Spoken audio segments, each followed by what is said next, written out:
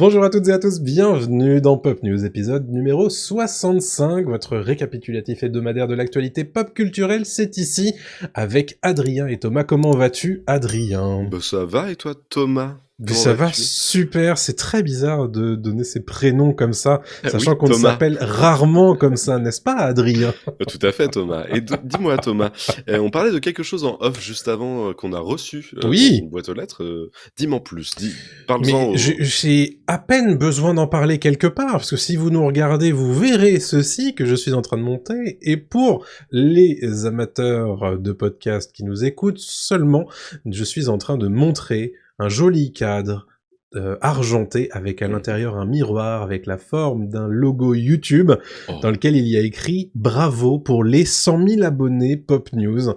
Et ça, on sait à qui on le tient, hein, c'est pas du tout à moi, c'est à Adrien ici, puisque il nous a géré une stratégie de contenu sur YouTube, notamment avec des YouTube Shorts tout au long de l'année 2024, qui nous a permis d'atteindre un magnifique palier, hein, celui des Ouais, 100 000 abonnés, et ça c'est beau. j'ai fait ça que pour le cadre. Clairement, je me suis dit, je fais ça pour le cadre, j'ai envie de le recevoir, maintenant j'arrête. C'est fini, quoi. Non, non, mais c'est vrai que c'est It's cool. over. On voit des chiffres tout le temps, on voit plus de 100 000, c'est rigolo parce qu'en fait, bon, on sait que c'est 100 000 qui viennent de shorts, d'autres qui viennent de vidéos un peu longues aussi, Mm. d'autres qui viennent aussi peut-être du podcast et de Twitch, mais c'est vrai que c'est marrant d'avoir cette récompense, entre guillemets, Ouais, c'est ça. qu'on voit depuis des années chez certains youtubeurs. On se dit maintenant, on l'a en très peu de temps en plus, donc Ouais, c'est rigolo. Et c'est c'est une ouf. fierté, et puis bah, ça nous pousse à continuer, quoi. Ça fait plaisir. Ça nous permet évidemment de vous envoyer quelques remerciements, hein, à tous ceux qui nous suivent depuis 2 ans déjà, Bien sûr. ceux qui ont été là depuis la première heure, ceux qui nous ont rejoints ensuite en cours de route et qui sont toujours là, évidemment, c'est un grand plaisir. Ceux qui sont plus là, c'est aussi, c'était un plaisir de vous avoir avec nous pendant un bout de chemin. Un grand merci tout particulier aux gens qui sont sur le Discord, bien sûr, mais aussi ceux qui sont sur la page Ko-fi, qui nous soutiennent un petit peu financièrement. Un grand merci à eux, et puis à tous ceux qui nous écoutent aussi sur les plateformes de podcast et nous regardent sur les différents réseaux sociaux, puisqu'on est un petit peu partout. Et n'oubliez pas, les petites étoiles sur les plateformes de podcast, ça aide énormément, et vous Mhm. êtes nombreux à en avoir déposé, donc continuez, ça fait toujours super plaisir. Carrément. Qu'est-ce qu'on fait cette semaine? Mais comme d'habitude, les news de la semaine, va y avoir un gros point casting, un gros point date, puisqu'il y a eu pas mal de dates et d'annonces de casting qui ont été faites pendant ces 2 dernières semaines, puisqu'on est bimensuel, hein, toutes les 2 semaines on est dans vos oreilles. Il y aura bien sûr le point box-office d'Adrien, un gros sujet qu'on a décidé de dédier à la saga Star Wars. Faut-il tuer Star Wars? Est-ce que Star Wars est en train de mourir? On en parlera en long, en large et en travers tout à l'heure. Ensuite, il y aura le radar des sorties et les recos de fin d'épisode. Il y en a beaucoup.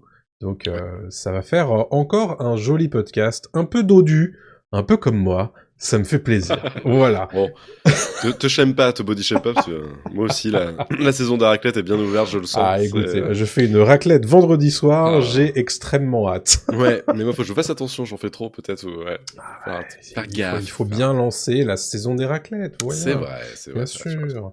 Et la saison Bon, des news, je la commence, saison des peut-être? news. La saison des news, je te propose de commencer sans Allez. plus attendre, puisque on a des news notamment du showrunner de The Boys et de Mhm. l'univers de The Boys. Il est en train de parler de quelle est la suite après la saison 5, que l'on sait être la dernière. Exactement, bah ouais, c'est ça, la saison 5 sera la dernière, et donc Eric Kripke, donc le créateur de The Boys, a partagé sa vision de la fin imminente de la série principale et sur l'expansion de son univers. Donc après 5 saisons de The Boys, la série s'arrêtera pour éviter en fait de devenir une sorte de satire de ce qu'elle est depuis le début. En gros, ils veulent pas devenir ce qu'ils satirisent depuis le début. C'est ce que dit le showrunner Eric Kripke. C'est un risque en fait qu'il veut absolument éviter, même si entre nous, c'est perso, mais je trouve que ça commence déjà un peu à devenir Oui. ce qu'il critique. C'est un Mhm. peu le reproche que je fais à The Boys depuis la saison dernière, voire peut-être un tout petit peu la saison d'avant. Donc là, il faut vraiment qu'il fasse gaffe, mais c'est bien qu'il en parle. Mhm. En fait, en gros, il veut préserver l'intégrité et la qualité de la série en faisant ça. Donc pour lui, la saison 5, ce sera une fin soignée. Ce sera évidemment la dernière des personnages emblématiques de Butcher, Huey et Homelander.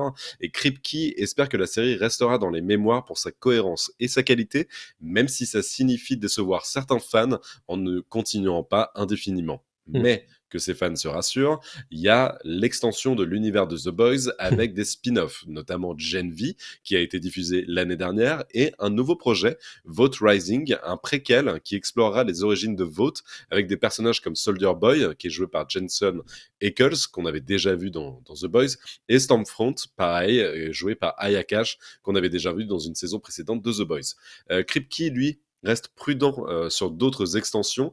Il craint de sacrifier en fait l'essence de la série pour une expansion purement commerciale s'ils n'arrêtent pas d'en faire à tire-larigot, un peu comme ce que fait Star Wars, et on en Oui. parlera tout à l'heure dans le gros sujet. Il y avait aussi la rumeur d'un The Boys Mexico Oui, c'est qui vrai. avait été évoqué. Ça n'a pas été redit par Kripke, donc à voir si c'est toujours dans les tuyaux, mais ça n'avait pas l'air d'être annulé, donc pour l'instant, ça reste quelque chose de possible.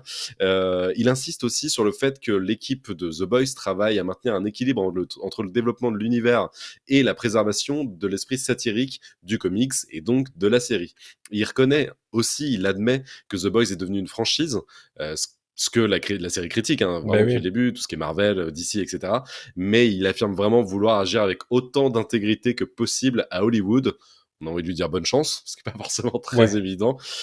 Donc voilà, en conclusion, The Boys, la saison 5 et donc la fin de la série, ce sera un choix délibéré de ne pas compromettre l'identité de la série tout en laissant ouvert la voie à d'autres possibles extensions avec des séries préquelles et des séries comme Gen V qui continuent l'exploration de l'univers. Ouais. Voilà. Bon, d'une manière générale, c'est toujours difficile de critiquer quelque chose quand on est à l'intérieur du système, hein. C'est quelque chose qu'on avait nous-mêmes critiqué à l'époque où on avait fait la critique de Black Mirror saison 6, Ouais. qui se permettait des critiques sur Netflix alors qu'ils sont diffusés et financés par Netflix. Donc c'est toujours un petit peu étonnant. C'est bon, Oui, ce genre de son de cloche. Quand là, c'est un artiste, il a envie de dire des choses évidemment, mais il dit ces mêmes choses-là à l'intérieur du système et payé par Amazon. par le Bon, système. c'est un peu, c'est pas forcément évident, quoi. Une série qui arrive très bien à faire ça, mais parce qu'elle est extérieure à ce système-là, c'est Succession, à Oui, critiquer tout l'univers des médias, des politiques et des choses comme ouais, ça, parce qu'en fait, eux, ils s'inspirent de ce qui se passe, ouais, mais ils sont pas au cœur du système, quoi. Ils peuvent se permettre d'avoir ouais, un œil extérieur et de le c'est faire. ça. C'est très compliqué. Ouais. Ouais.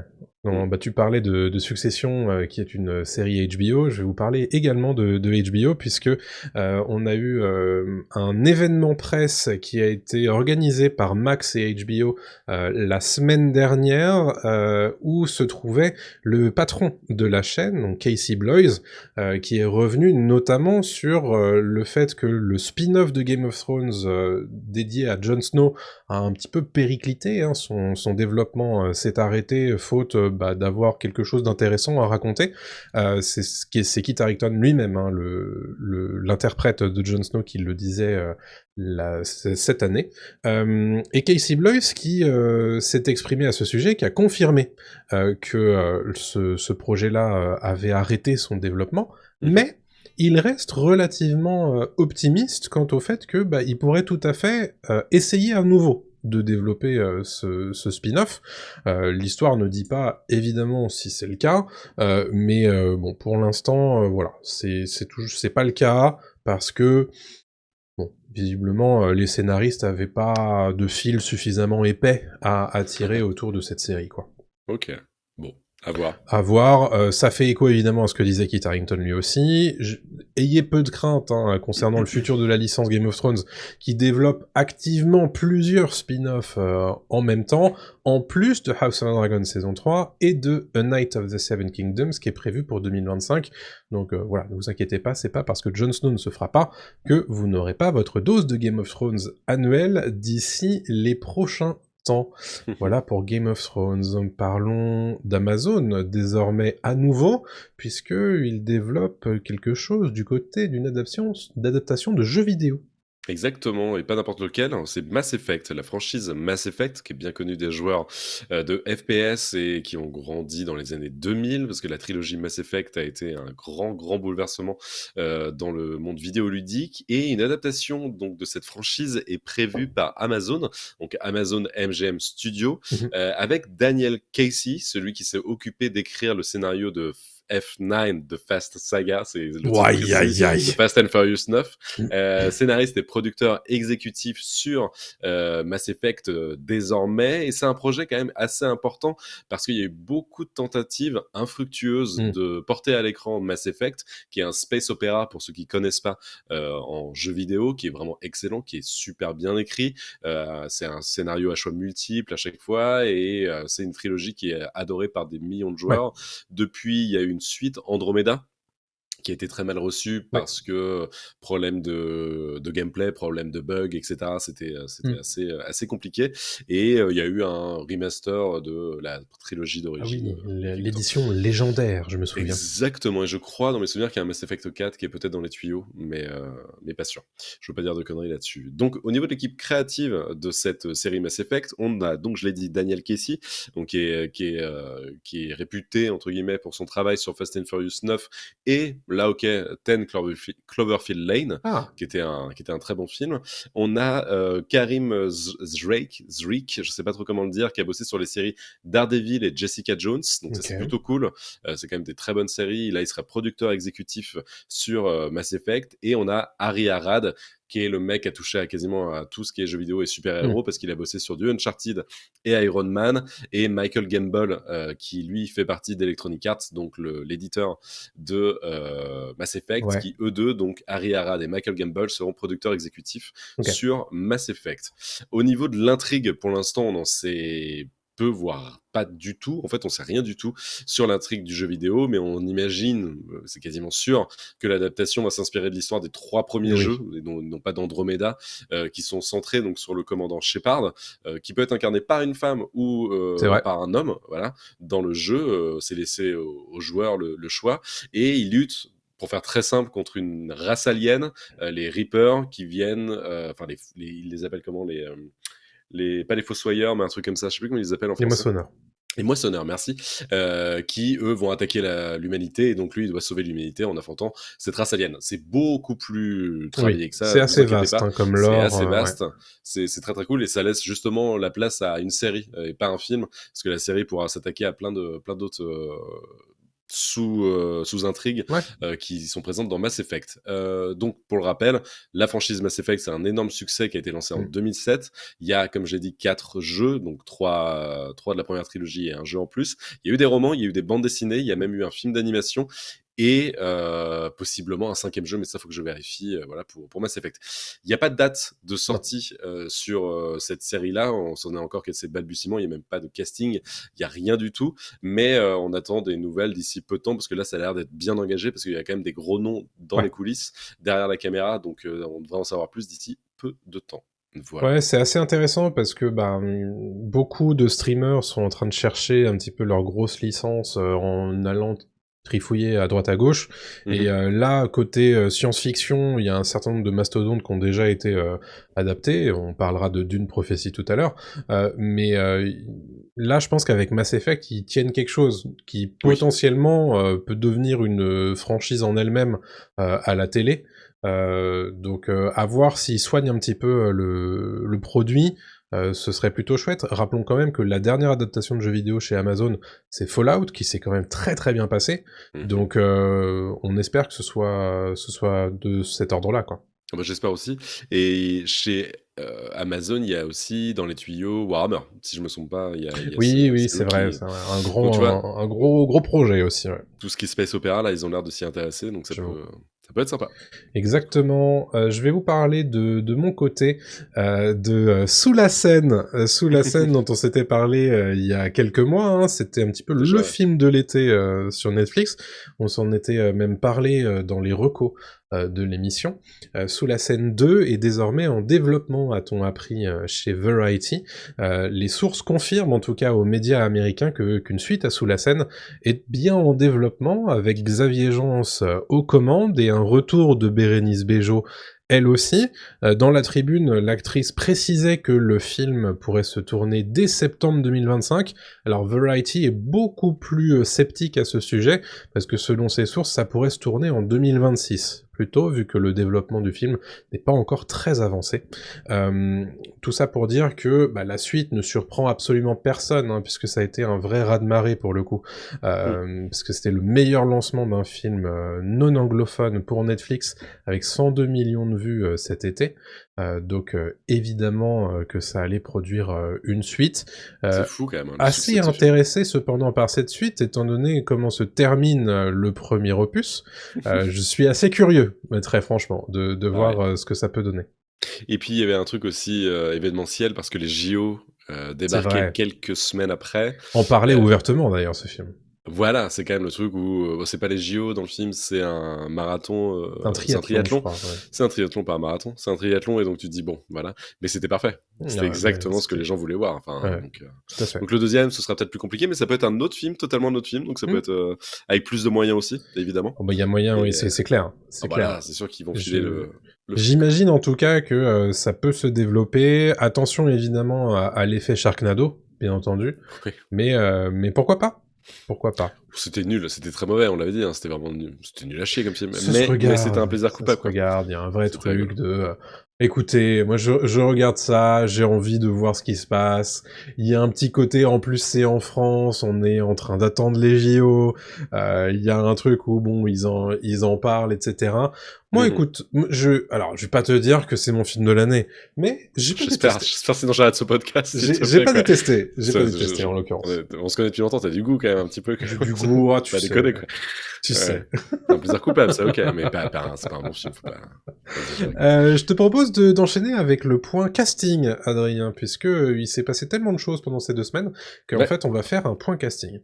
Ouais, alors assez rapide parce qu'il y a pas mal Ouais. d'annonces, mais la première, ça concerne la série Harry Potter avec Mark Rylance qui serait en discussion pour incarner pas n'importe qui, Dumbledore dans la série Harry Potter sur HBO. Mark Rylance, vous avez pu le voir dans le Pont des Espions de Steven Spielberg, vous avez pu le voir dans Ready Player One, il faisait Hallyday, le créateur du Hmm, jeu c'est vrai. dans Ready Player One, et si les négociations officielles n'ont pas encore officiellement commencé officiellement, il y a beaucoup d'officiels là-dedans. Warner Bros quand même a exprimé son intérêt pour l'acteur oscarisé de jouer Dumbledore. Moi je le vois bien dans la peau de Dumbledore, Pourquoi pas, ça hein? serait pas déconnant Pourquoi dans pas? une série comme ça, c'est un très bon acteur en plus, Hmm, Mark Rylance, donc why not. why Je not? poursuis avec Sophie Turner qui est en négociation pour jouer Lara Croft. Elle est en discussion en fait pour incarner l'héroïne de Tomb Raider encore dans une série d'Amazon. Amazon n'arrête pas de produire Ah des ouais, séries ça. tirées de jeux vidéo, ça n'arrête plus. Série qui sera écrite par Phoebe Waller-Bridge, celle qui avait joué et écrit et tourné un petit peu, je crois, dans Fleabag. Ah bah Enfin, oui, tourné, c'est non mais je veux dire actrice tourné principale, hein. en tant que réalisateur, en tant que réalisatrice. Ah ça, je sais pas. Je sais plus si elle a été réelle de la série, mais bref. Et donc l'actrice Sophie Turner qui jouait Sansa dans Game of Thrones serait en lice pour succéder à Angelina Jolie et Alicia Vikander dans le rôle Hmm. emblématique de Lara Si Croft. je peux ajouter, ce qui Je t'en prie. change de ce qu'on vous a dit il y a 2 semaines, c'est que là, elle est entrée en négociation avec Amazon Ouais, pour tout à fait. justement, a priori, c'est la numéro 1 sur la liste d'Amazon et les négociations sont en cours. C'est ça. Mais on n'a pas de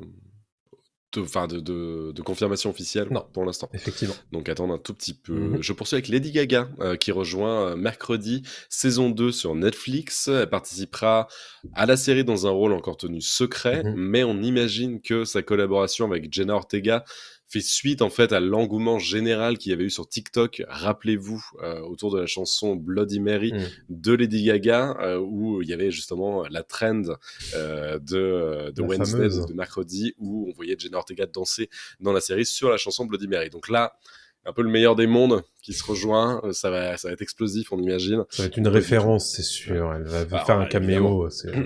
Évidemment, évidemment. Mais bon, on sait que Lady Gaga, moi j'aime beaucoup Lady Gaga en tant Mhm. qu'actrice. Et elle est, même dans les séries, elle est très bien. Dans American Horror Story, elle est Mhm. super. Donc hâte de voir ce qu'elle va donner quand même dans Wednesday saison 2. Je poursuis avec Macaulay Culkin. Rappelez-vous, Macaulay Culkin, c'était le petit dans Maman, j'ai raté l'avion. Et là, il revient dans une série qui a été diffusée très récemment, dont on a parlé juste avant. C'est Fallout. Il sera dans la saison 2 de Fallout et il jouera un personnage décrit comme un génie fou voilà, dans la série post-apo qui adapte le jeu vidéo de Bethesda. Donc on n'en sait pas plus pour l'instant, mais c'est vrai que Macaulay Culkin se fait très rare au cinéma et dans les séries. J'arrive pas à me rappeler la dernière fois que je l'ai vu dans un film. Ouais. Je l'avais vu dans une pub Google où il rejouait son propre rôle Ouais, ben oui, de oui. Kevin McAllister, Oui. mais sinon, ça fait très longtemps que je C'était l'ai vu la au pub ciné. de Noël de Google, je me souviens. Exactement. Et je termine ce point casting avec James Bond. On en a parlé il y a quelques temps, quelques mois, et on sait toujours pas qui incarnera le prochain James Bond.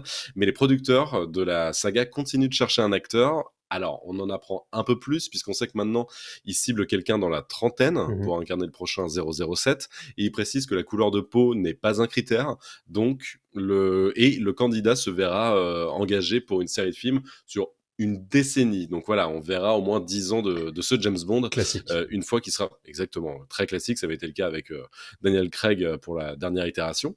Et on apprend que, mais on le savait un petit peu aussi déjà, que Aaron Taylor Johnson, Idris Elba et Roger Jean Page figurent parmi les favoris pour incarner ce nouveau James Bond. Mm. Et si je devais mettre une pièce, moi j'aimerais bien que ce soit Roger Jean Page, parce que je Pourquoi pense pas, que hein. le mec n'a pas encore de gros rôles à son Mm. actif. Il n'est pas encore assez connu.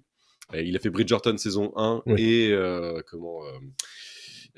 Donjons et Dragons, le film, Ouais. où il est très bon d'ailleurs. Je trouve Mm. qu'il fait très bien le truc. Et Ouais. je me dis, c'est pas mal. Il est pas encore trop présent dans l'esprit des gens. Oui, je suis Donc ça d'accord. pourrait fonctionner. Parce que ce que j'aime bien avec cette option-là, c'est que déjà elle change, mais aussi, c'est vrai que c'est pas un acteur qui a encore un rôle qui lui colle à la peau. Ouais. Et puis, ben, il est relativement disponible aussi. Donc, Bah oui, voilà. Ouais. c'est plutôt un bon choix, je trouve.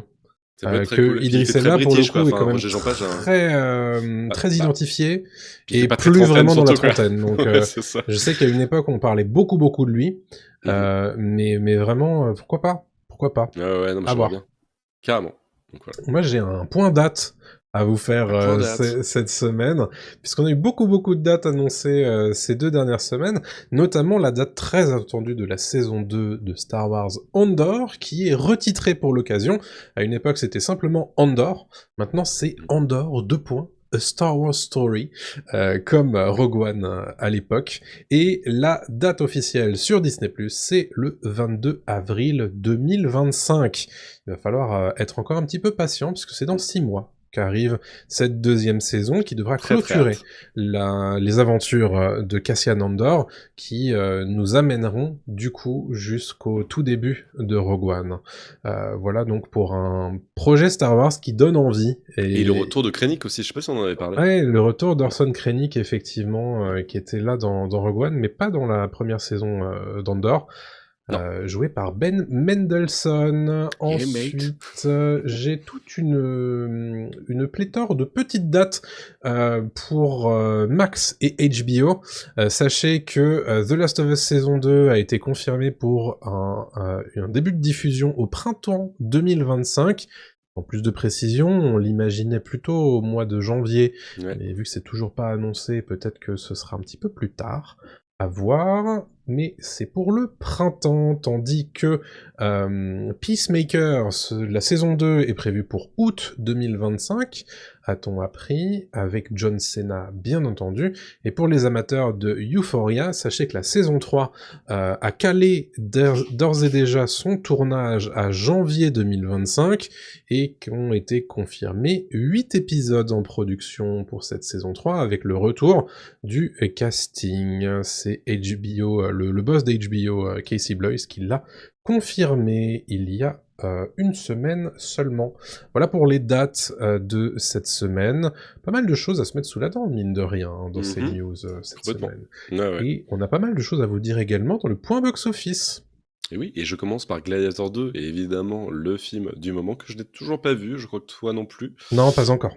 Tu l'as pas vu, mais c'est vrai qu'il est évidemment sur ma liste et il faut que je me dépêche de le voir. Gladiator 2, en France, qui a fait 1 136 575 entrées, dont 262 269 en avant-première sur son premier week-end. C'est pas mal du tout. On sait que, évidemment, il était très attendu et c'est similaire aux entrées du premier Gladiator, qui était sorti, lui, en 2000, qui avait fait 890 543 entrées. On rappelle qu'à l'époque, le film n'était pas connu, hein, donc Mm. c'était déjà une très belle perf pour le premier Gladiator de faire autant. Ouais. Donc là, il suit les traces de son aîné, les pas de son aîné, donc c'est pas mal. La France est le deuxième marché mondial sur Gladiator derrière le Royaume-Uni. Précisons quand même que le film n'est pas encore sorti aux États-Unis, donc il sort là ce week-end, donc évidemment ça pourra changer d'ici quelques jours. Et à l'étranger, les recettes mondiales sont excellentes pour le film de Ridley Scott, puisqu'il est déjà à 87 millions de dollars au terme de son premier week-end sur 63 territoires, sans compter les États-Unis. Évidemment, ça va encore faire exploser les chiffres quand il va sortir le vendredi aux États-Unis. Ouais. Petite précision aussi au niveau du budget qui est un peu flou. Ça a été compliqué de trouver des chiffres. Je crois que ça tourne autour de 300 millions de dollars. Donc ça, c'est quelque chose aussi à mettre en perspective parce que 87 millions de dollars de box-office, c'est pas mal, mais il faut quand même rembourser les frais. Sûr. Donc, faut qu'il continue sur cette lancée pour que ce soit vraiment un film rentable, quoi. Donc voilà pour Gladiator 2. Je continue avec L'Amour ouf, le film de Gilles Lelouch, qui lui, en quatrième semaine, en fin de quatrième semaine, est déjà un cumul de 3 739 959 entrées. En fait, il les a dépassées. Il est déjà à 4 millions d'entrées. C'est assez ouf. Voilà pour le film avec Adèle Exarchopoulos et François Civil, que je suis allé voir et je vous avais fait une reco, qui est pas le film de l'année, mais qui est un très bon film. Et c'est vrai que le bouche à oreille a l'air de fonctionner du feu de Dieu. Donc c'est cool pour Gilles Lelouch. Je continue avec Le Comte de Monte Cristo, dont on parle depuis maintenant plusieurs mois, mais là c'est pour préciser les recettes mondiales en dollars, et en fait il a déjà dépassé les 100 millions de dollars de recettes dans le monde. C'est quand même assez dingue que le film avec Pierre Ninet arrive à générer autant d'argent. C'est un vrai gros succès, à voir s'il est sélectionné aux Oscars. Et jusqu'où il va, mais c'est vrai que c'est un gros succès français à l'international, donc ça fait plaisir qu'on soit reconnu pour ce genre de film. Pas mal, non? C'est français. Pas mal. C'est français. Je continue avec Venom 3, Venom The Last Dance, qui lui a fait 373 000 entrées cette semaine et qui cumule plus d'1 million avec 1 110 000 entrées après 2 semaines. C'est pas mérité, ce film est une daube. N'allez pas le voir, c'est vraiment horrible Venom 3, mais ouais, c'est compliqué. T'es allé le voir? Ouais, je suis allé le voir, mais vraiment pas envie, quoi. C'est dur. Ouais, je sais. Mais donc voilà, c'est bon, c'est plus d'1 million d'entrées en France en tout cas. Ça a l'air d'être à cause de toi. À cause de moi, c'est moi qui ai fait 1 million d'entrées, évidemment. Franchement, pas fou. Je fais la pluie et le beau temps au cinéma. Je continue avec Le Robot Sauvage, qui lui mérite quand même un peu plus, avec 1 616 000 entrées après 5 semaines d'exploitation. Ça, c'est plutôt pas mal. Et enfin, Juré numéro 2, qui fait une très très belle carrière en France, puisqu'il franchit déjà le 1 million d'entrées après son 3e week-end. Et c'est potentiellement le dernier film de Clint Eastwood, porté par Nicolas Hoult et Toni Collette notamment. Et je sais que toi, tu l'as pas mis dans tes trucs, parce que je te l'ai pas dit, mais on a eu l'annonce du résultat du box-office de Red One, le nouveau film de Dwayne Johnson avec Chris Evans, qui ne fait que 34 millions de dollars de box-office, si je me trompe pas, pour un budget de 250 millions. C'est très, très, très, très compliqué pour Dwayne Johnson alias The Rock, parce que là, il est plus en odeur de sainteté à Hollywood. On le savait depuis plusieurs films, qu'il avait du mal à rameuter les foules. Mais là, ouais, les gens s'en foutent totalement. Et ça me rend aussi triste pour Chris Evans, qui fait les pires choix de tous les acteurs qui jouent les Avengers. Je sais pas ce qu'il fait, quoi. Comment tu peux passer de Snowpiercer, où t'as un rôle incroyable, à ça, quoi. Enfin, je sais pas. Enfin, c'est un exemple. On est d'accord que Red One, c'est un film Netflix. Non, pas du tout. C'est pas un film Netflix. Alors en tout cas, il est pas distribué sur Netflix aux États-Unis. Il est en salle. C'est un film en salle. J'ai cru que c'était. Attends, c'est la suite de Red Notice ou pas du tout? Ah, pas du tout. Non, c'est un film de Noël où Dwayne Johnson doit sauver le Père Noël, je crois, avec Chris Evans. C'est une sorte de la course aux jouets stéroïdée avec des trucs d'agents spéciaux. C'est un film MGM, Amazon Studio. Ouais. Ok, d'accord. Et je crois qu'il sort en France aussi, au cinéma, ouais. Bon, ça va être très compliqué, je pense. Mais... Ma foi. Voilà. Donc dur pour The Rock, quoi. Dur pour The Rock, ouais. Ça fait chier pour Chris Evans qui se fait emporter finalement par la vague, hein, mais bon. Oui, il a qu'à faire des meilleurs choix de carrière. Un peu dommage, effectivement. Oui, et The Substance qui cartonne pas mal, c'est vrai. Substance que j'ai pas vu, je trouve que le film est un peu trop hypé, mais donc ça m'embête d'aller voir un film que tout le monde hype tout le temps, mais j'irai le voir quand même, par curiosité. Très bien, dit-il alors qu'il est allé voir un petit truc en plus, en pleine hype à l'époque, non, cet été. Il était pas hypé. Il était hypé à l'époque? Ah bah oui. Ah bah oui. Oui, je T'es suis pas allé allé le voir voir que en ça, mode, j'avoue, j'allais pas j'y voir ça que ça. croyais pas et tout, et au final, c'était bien. Je me Ouais, souviens très bien de ta je suis reco. allé le voir en deuxième semaine, ça Allez, va. allez, c'est pas grave, c'est pas Alors, grave. deuxième Ouais. semaine. Ça va, ça va. Euh, Personne n'est parfait. allez, Sauf c'est toi. l'heure Bon, du bref. gros sujet. Le gros sujet, c'est Star Wars. Où est-ce qu'on en est? Qu'est-ce qu'ils font de cette licence? Est-ce qu'ils sont pas un peu perdus? Et Ah, bon, si. la réponse évidemment, enfin la réponse est plutôt évidente, mais on va en débattre un petit peu, notamment autour de deux grosses news hein, qui ont été publiées ces 2 dernières semaines. La première traite de qui va produire, enfin qui a été embauché pour produire peut-être un jour une nouvelle trilogie Star Wars. Il n'est autre que Simon Kinberg. Alors il est probable que vous n'ayez jamais entendu parler de cette personne, et pourtant, Simon Kinberg, c'est un scénariste, réalisateur, producteur, showrunner qui a mis ses petits doigts un petit peu partout dans Hollywood ces dernières années. Notamment, ça a été le collègue de Dave Filoni, qui est désormais le Chief Creative Officer de Lucasfilm, donc il a travaillé avec lui sur Star Wars Rebels, une série animée qui a été diffusée de 2014 à 2018. Il a été consultant sur Star Wars 7 pour J.J. Abrams. C'est aussi un scénariste et ou producteur sur les films X-Men First Class, Days of Future Past, Apocalypse, Logan. C'est aussi le réalisateur de X-Men Dark Phoenix. Voilà, donc autant vous dire que bon, Simon Evan Kinberg, Helsing.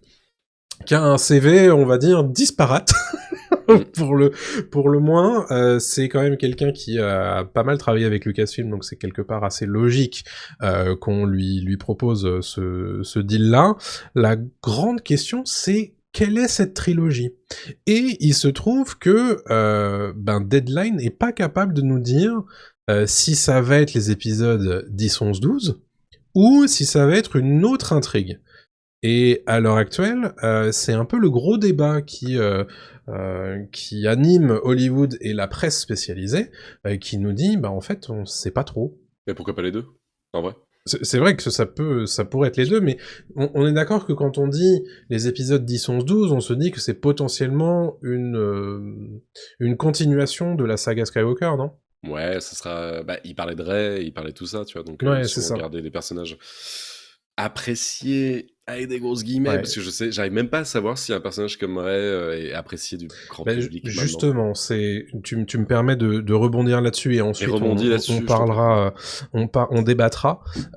Justement, le personnage de Rey, qui est un personnage a priori qui devrait être central dans les prochaines productions Star Wars au cinéma, apprend-on dans le Hollywood Reporter, puisque bon, on le sait déjà, il y a le film de Madame Obai Chinoy qui a été décalé il y a 2 semaines et qui parce qu'il a perdu son scénariste qui devait normalement être attendu pour fin 2026, qui est désormais plus dans le calendrier de Lucasfilm, mais bon, c'est toujours en cours. Les sources proches de la licence disent une source de la licence dit que c'est l'atout cinématographique majeur de Lucasfilm à l'heure actuelle, pour ne pas dire le seul. Pourquoi? Parce que selon les sources de The Hollywood Reporter, Rey doit jouer un rôle dans plusieurs films en développement, incertitude cependant sur lesquels. Donc probablement ces fameux films de cette trilogie, mais aussi, du coup, ce film sur le nouvel ordre Jedi que Charmin Obaid-Chinoy est censé réaliser d'ici quelques années. Ouais. Et ça pose une question évidemment. Qu'est-ce qui se passe avec Star Wars? Comment sont-ils si incapables de créer de nouveaux personnages auxquels on pourrait s'attacher? Parce Bah, que s'il nous reste que Rey de la dernière trilogie, c'est quand même un peu dommage. Kylo, c'est mort. De toute façon, je pense qu'il reviendra jamais. Ah bah, Adam je pense Driver. qu'Adam Driver, il y a peu de chance quand même. Hein. Ouais. Mais non, je pense, moi, la vraie question aussi, c'est ce qu'on se pose depuis tout à l'heure, c'est le flou autour de tout ça, ce qui fait que le spectateur, en fait, n'est pas hypé, parce Mm. qu'on lui donne pas de direction claire, etc. Depuis, en fait, je pense, la sortie de Mandalorian, Ouais. Star Wars est devenu très, très, très, très, très mercantile. Oui. Euh, L'a toujours été, pour être Non, non, très honnête. non, Mais mais je parle à oui, la télévision. Je parle pas de je comprends. mercantile, Oui, évidemment. Bah, évidemment que Star Wars, c'est mercantile. Et c'est même le but de base de George Lucas. bien Pour sûr. avoir lu Les Guerres de Lucas chez toi, la BD que je recommande, qui est vraiment super. C'est un peu Star Wars pour les nuls, mais c'est très très bien raconté et très bien narré. On apprend qu'évidemment, George Lucas avait en tête de vendre des jouets avant tout. Non, le côté mercantile, je parle à la télévision et au cinéma. C'est-à-dire qu'en fait, avant, on avait très peu de Star Wars au cinéma, Mhm. quasiment pas. D'un coup, depuis 2019, on n'a que ça à la télévision. Ouais. Tout le temps, tout le temps, tout le temps. Pour le pire et pour le meilleur, mais souvent pour le pire. On va pas refaire la liste, mais moi, ce que je retiens, c'est juste Andorre. Et la saison 1 de Mandalorian, qui était vraiment bien. Ouais. Sinon, c'est très compliqué. Et donc, au bout d'un moment, les gens en bouffent trop, comme du Marvel, comme tout ça, et on sait plus où on va, quoi. Et donc, Star Wars, pour moi, n'a plus vraiment ce côté petit bonbon qu'on a de temps en temps.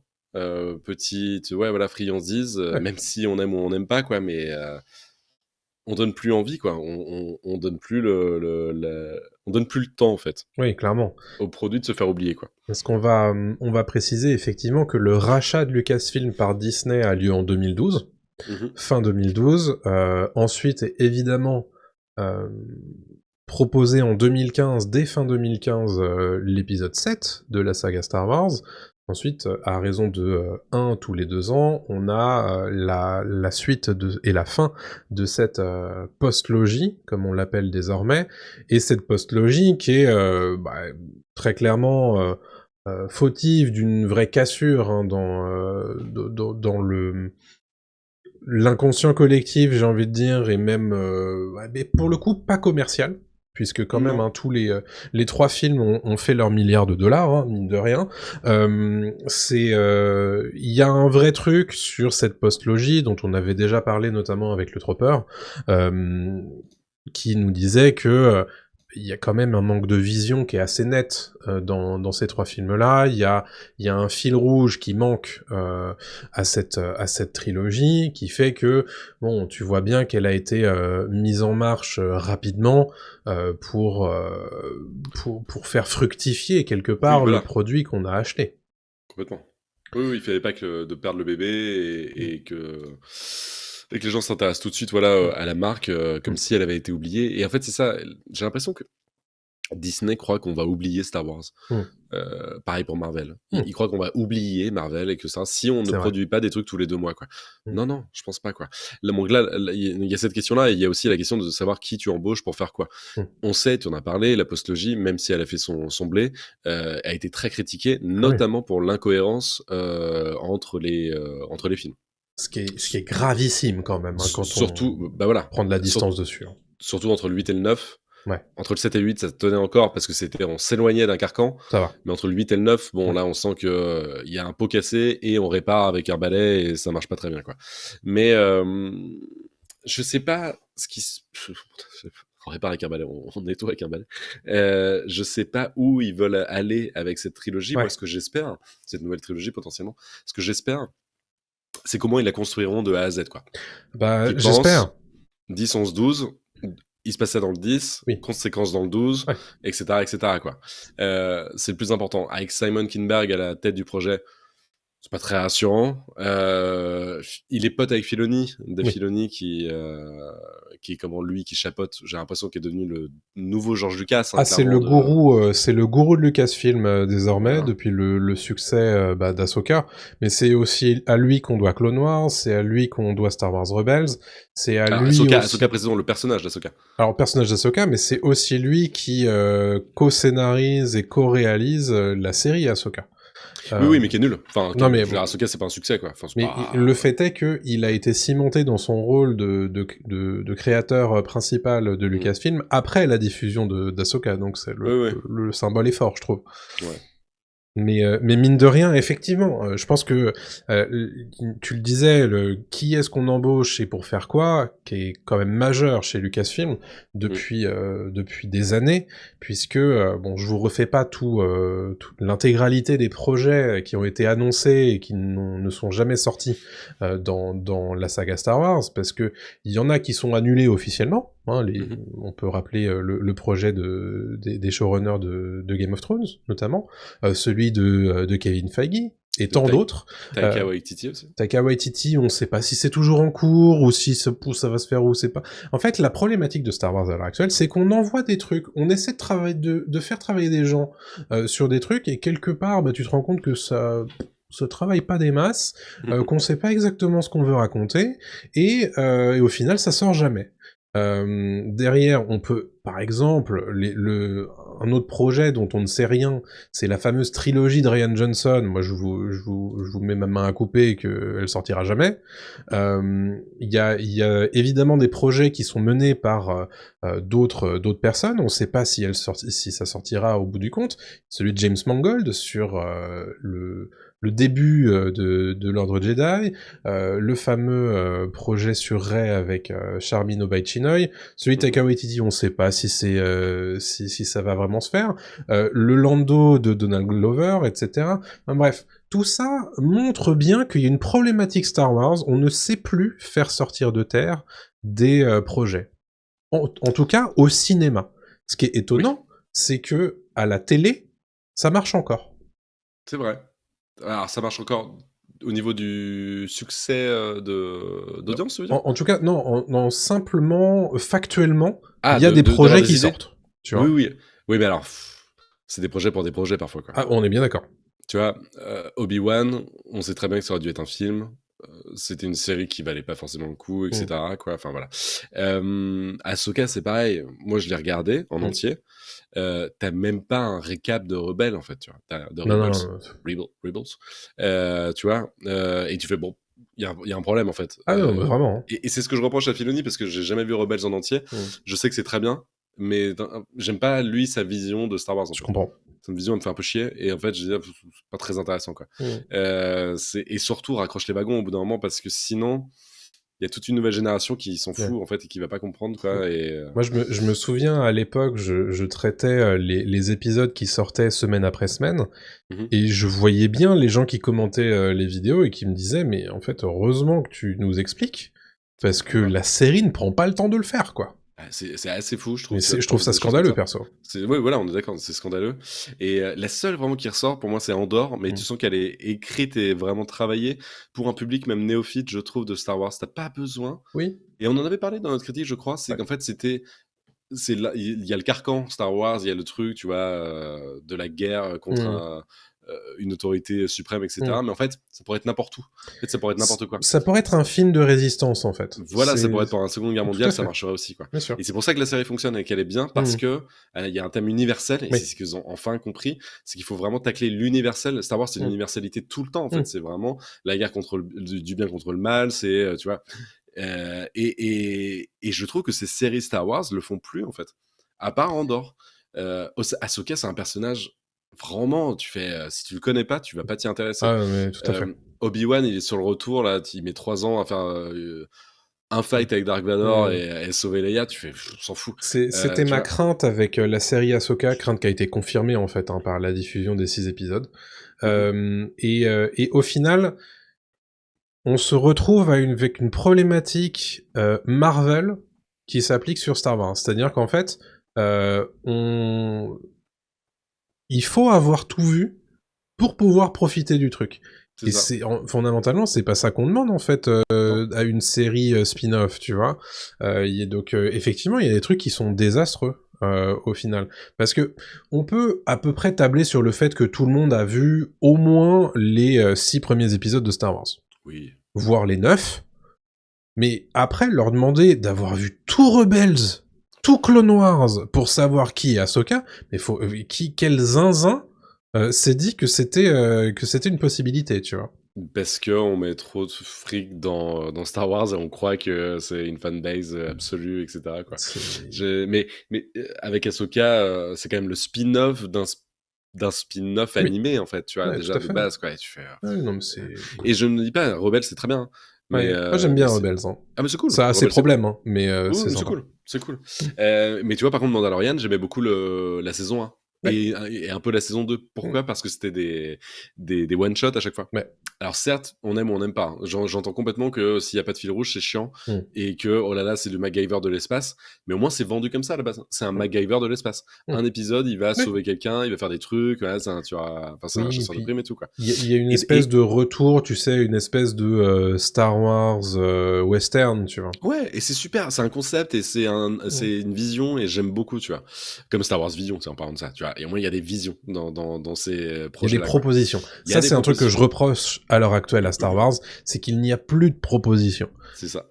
On Il y a plus rien. s'intéresse à... Attends, mais quel est le tout petit fil qui a été évoqué dans un sous-titre d'une introduction d'un Star Wars qu'on peut filer comme ça et puis faire un spin-off par-dessus? Boba Fett, c'est ça, hein. Boba Fett, il sort du Sarlacc, c'est ça, et Oh, après tu fais, ouais, ça bon, commence à faire beaucoup.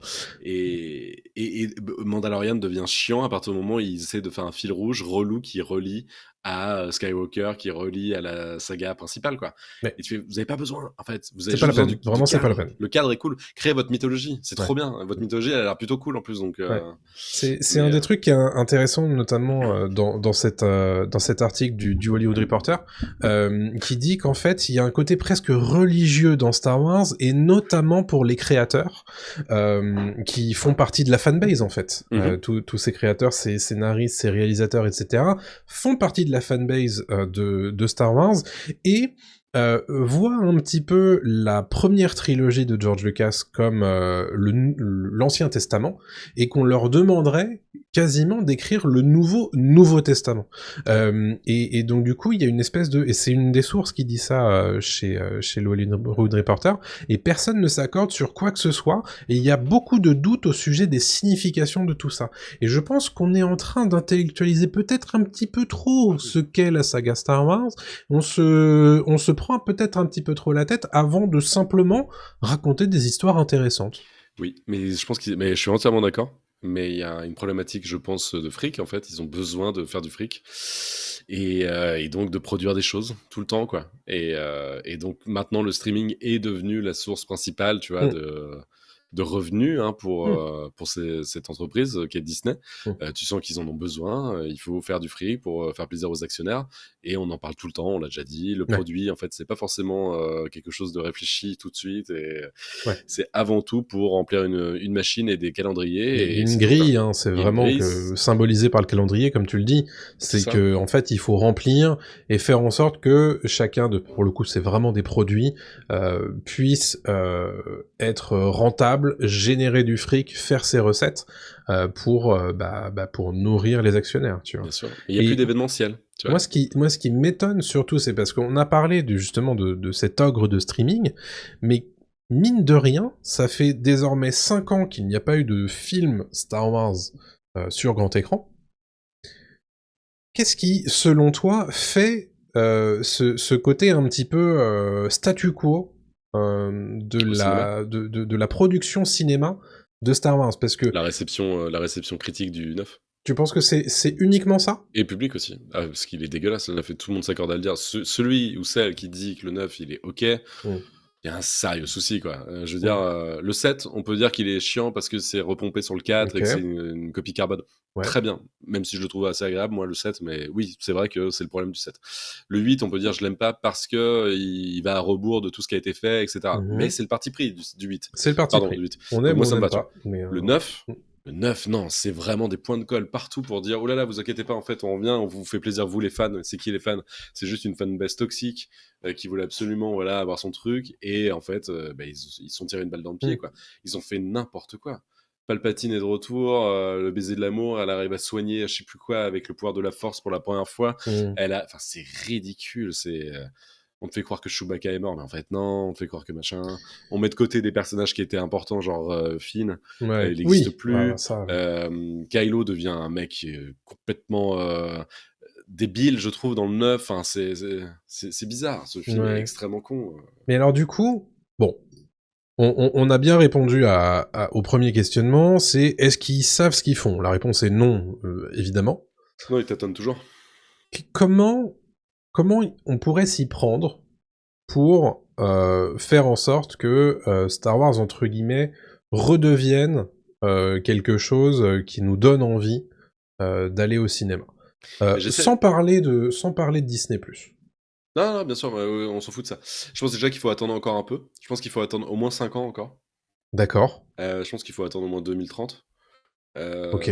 Pour vraiment qu'il y ait un temps long on n'a pas eu de Star Wars, ouais, tu vois. se donner un petit peu le temps qui nous manque, quoi. Je pense que vraiment l'empreinte du neuf est encore bien présente dans les esprits. Surtout pas aidé par les productions Disney+ de merde qui jalonnent toutes ces années de Star Wars qui n'étaient pas au cinéma, tu vois. Donc voilà. Et je pense aussi que j'essaie de me rappeler l'état d'esprit que j'avais quand j'étais en 2014 et que ça a été annoncé. Enfin, on savait depuis longtemps, mais qu'il y a eu la première bande-annonce. Et puis il y a eu cette première photo en noir et blanc, tu te souviens, où il y avait tout le casting qui apparaissait. Oui. On était tous hypés de voir ce truc-là. Enfin voilà. Pourquoi ? Parce qu'il y avait des grands noms. Il y avait J.J. Abrams à la prod et à la réal. Il y avait Kasdan qui était de retour au scénar. On t'avait annoncé une trilogie pour de vrai, on t'avait dit c'est une nouvelle trilogie. T'avais Ford, t'avais Carrie Fisher et Mark Hamill qui étaient de retour. Et des nouveaux acteurs qu'on connaissait pas, mais certains, oui, Adam Driver un petit peu, enfin, tu vois. Donc c'était pas mal. Il y avait quelque chose, tu vois, il y avait un engouement vraiment. Et tu vois la bande-annonce et tu fais putain, c'est cool. Là, ils ont enterré les Skywalker, clairement, depuis, maintenant c'est fini, quoi. Mais tant mieux, quelque part. Enfin, moi, c'est quelque chose que j'attendais, parce que moi, je pense que Star Wars doit s'affranchir des Skywalker au bout d'un moment, parce que, on ne fait que tourner en rond depuis des années autour des Skywalker. Donc, il faut, quelque part, tuer le père, hein, si je peux me permettre. Exactement. Mais c'est important. Il faut, et donc c'est ça, en fait, qu'il va falloir faire, c'est partir sur une toute autre histoire. Ne pas avoir peur de ne pas évoquer, tu vois, les Skywalker et ce qui s'est passé avant. Tant pis, quoi, même si c'est une nouvelle trilogie, pas forcément peut-être la chiffrer, peut-être pas, tu vois, l'intituler 10, 11, 12, ou si c'est le cas, faire juste des petits rappels à ce qu'était Star Wars, quoi. Et puis rester, par contre, dans quand même l'universalité. Ah bah bien sûr. Vraiment rester dans ce combat entre le bien et le mal, dans la force, dans tout ça. Il faut que ça touche tout le monde. Il faut que ce soit un film pour enfants aussi, quoi. Il faut que ça reste un film pour enfants, quoi. Faut pas que ça se prenne trop au sérieux, quoi. C'est le principal défaut du film de Rian Johnson, d'ailleurs, le 8. Oui. Il se prend beaucoup trop au sérieux. C'est pas un film pour enfants, quoi. Ah oui, je suis d'accord. Tu vois. Je suis d'accord. Tu vois, moi, il y a un truc dont tu parles un petit peu aussi en filigrane quand tu dis comment tu te sentais quand t'as vu cette fameuse photo en noir et blanc et que t'as vu que les anciens revenaient, etc. Ça, c'est un ressort auquel Lucasfilm ne peut plus faire appel, puisque toutes ces intrigues-là sont soit terminées, soit les personnages, soit même les acteurs sont décédés. Donc c'est quelque chose sur lequel on peut plus compter. Ce ressort simplement nostalgique. Et c'est quelque chose que certaines sources disent d'ailleurs dans le Hollywood Reporter, c'est que le placard à jouets, entre guillemets, il est un peu vide, c'est-à-dire que tu peux plus vraiment faire revenir Mark Hamill dans tout ça. Harrison Ford non plus, c'est fini, tu vois bien. Bon, Carrie Fisher, évidemment, elle est décédée, paix à son âme, mais il y a un vrai truc de, en fait, tout notre placard à jouets, on l'a pas re-rempli de nouveaux jouets. Tous ces anciens jouets, ils sont bons à aller à la poubelle maintenant. Et les nouveaux, qui étaient censés les remplacer, ou du moins agrémenter ce placard, se sont pas vraiment investis de cette mission-là. Tu parlais de Kylo Ren tout à l'heure, tu vois bien qu'Adam Driver, il a autre chose à foutre qu'aller de refaire du Star Wars.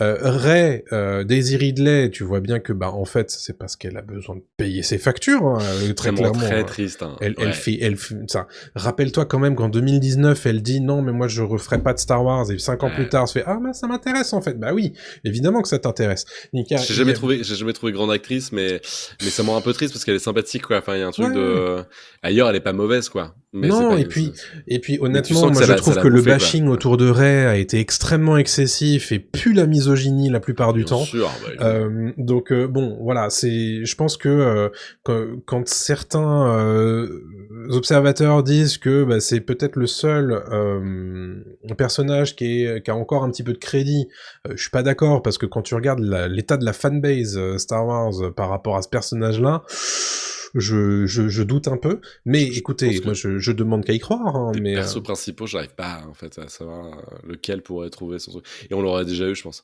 On non. a eu les aventures de Finn, on a eu un Ouais, c'est truc, en fait, sûr. tu vois. Je pense que très clairement, tout le monde s'en fout en fait des nouveaux Ouais. persos, sauf Kylo Ren, à la Mm. limite. Mais Kylo Ren, en fait, le problème de Kylo Ren, c'est qu'il était tiraillé tout le temps, Oui. même dans le film d'ailleurs, dans l'histoire, mais même. Tu vois, moi je pense que Kylo Ren, en fait, là où la postlogie s'est trompée, c'est que elle a fait de Rey le personnage principal, En fait, c'était Kylo. alors que Kylo Ren aurait dû l'être. Bah oui.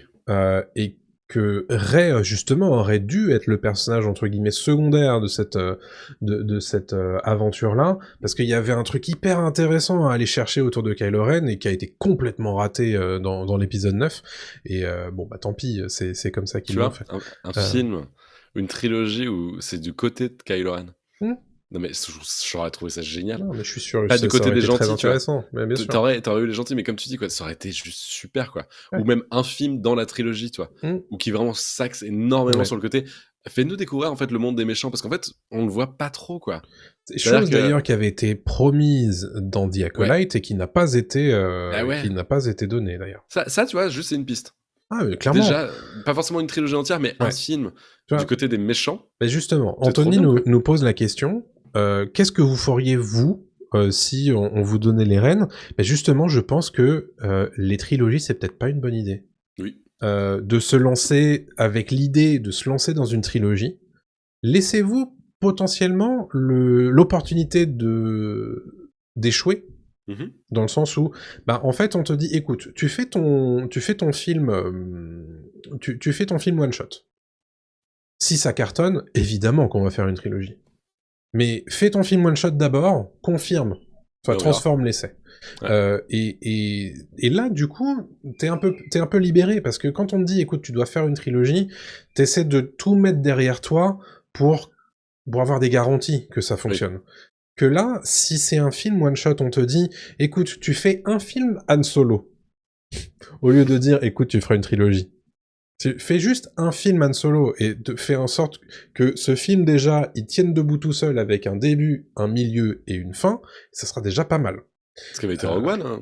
Exactement. Et moi, je pense que ils ont trop vite abandonné les Star Wars Story à cause justement De de Solo. l'échec cuisant qu'a été Solo. Ouais. Et je pense que c'est une erreur parce ils attendaient de Solo déjà le milliard de dollars, bien sûr, mais surtout de potentiellement faire deux suites derrière. Ouais. Euh, Solo, rétrospectivement, c'est pas un bon film, hein. non. Mais c'est pas non plus. Bon, c'est vraiment pas un bon film. Non, mais en fait, je l'ai revu il y a pas si longtemps. Il est poussif, mais il Ouais. y a des idées. Ouais, ouais. Mais il est Mais poussif. c'est un film malade, comme beaucoup de films Voilà. Oui, oui. Lucasfilm de l'ère Disney. Hein. Parce qu'il a été repris en main après le départ de. Et ça, Mince. il y a peut-être un truc à dire aussi sur la La gestion gestion de de la Kathleen licence Kennedy et et des tout ça. tournages. Oui, Hein. bien sûr. Oui, complètement. Mm, mm. Complètement. Oui, ah bah ça, on peut en parler. Oui, je pense qu'il faut peut-être soit lâcher la main, soit s'entourer d'autres personnes. Et je pense que s'entourer de Filoni à fond, moi, c'est pas la bonne idée. Moi, j'ai très peur parce que, comme on l'a dit tout à l'heure au sujet d'Ahsoka, Filoni, il a trop la tête dans le guidon. Tout le temps. Et puis c'est un mec qui vient des séries. Hein. Filoni, il parle aux ultra fans. Mm. Il sait le faire. Il n'y a pas de souci. Par contre, parler au grand public, bah, la preuve qu'il sait pas le faire avec Ahsoka. Bah non, ouais. Donc moi, ça m'inquiète, personnellement. Ah oui, oui, pareil. J'ai pas envie. J'aime beaucoup ce qu'il a été coproducteur et co-scénariste dans Star Wars, mais je pense pas que ce soit l'homme pour le job. Tu vois, un mec qui était bien, c'était. Merde, j'ai perdu son nom. Qui a fait Iron Man, qui a fait. John Favreau. John Favreau. Un Mm. mec comme John Favreau, lui, il sait s'adresser au grand public, tu vois. Mm. Lui, il sait dire, bah, je fais Mandalorian, c'est lui qui a réalisé une partie de Mandalorian, tu vois, qui a fait tout ça. C'est un type qui revient, il te fait, tu vois, un Iron Man, qui te fait le Roi Lion en live action, il fait des trucs comme ça. Je pense Ouais. que c'est le bon type, peut-être, pour relancer Star Wars. Mais d'ailleurs, En réel, en tout cas. Parce que lui, c'est son film, hein, Mandalorian et Grogu en 2026, en mai voilà. 2026. Mais ça, tu vois, c'est pas mal. Est-ce qu'on y croit du coup à ce Non, truc-là? je m'en bats les couilles de Mandalorian et gros coups. Parce que du coup, c'est un Pareil, peu ce le que tu es en train de team-up, là, dire, ça va c'est être que chiant, là. du coup John Favreau potentiellement, mais peut-être que c'est pas le bon Non. sujet. Alors, c'est pas le bon sujet, je parle pas de. Oui, non, j'avais oublié qu'il faisait Mandalorian et Grogu. Non, je parle de John Favreau en tant que, tu vois, starter de ça, en fait, de cette Ouais. nouvelle trilogie. Mm. Ça pourrait être intéressant, Mm. tu vois. Le mec, il peut. mettre le Ouais, kick pour que ça démarre. Mais pour le reste, non, je sais pas, j'ai pas trop d'idées. ouais. Très honnêtement, je me suis un peu, voire beaucoup désintéressé de Star Wars ces derniers mois, ces dernières années, C'est un vrai à problème. cause d'un trop-plein, mais Mais bien exactement sûr. comme Marvel. Et Exactement. ça, c'est le problème que s'est créé Star Wars, avec quand même beaucoup moins de production que Marvel. Oui, C'est dire à quel c'est point ils vrai. se sont mis dans un trou, hein.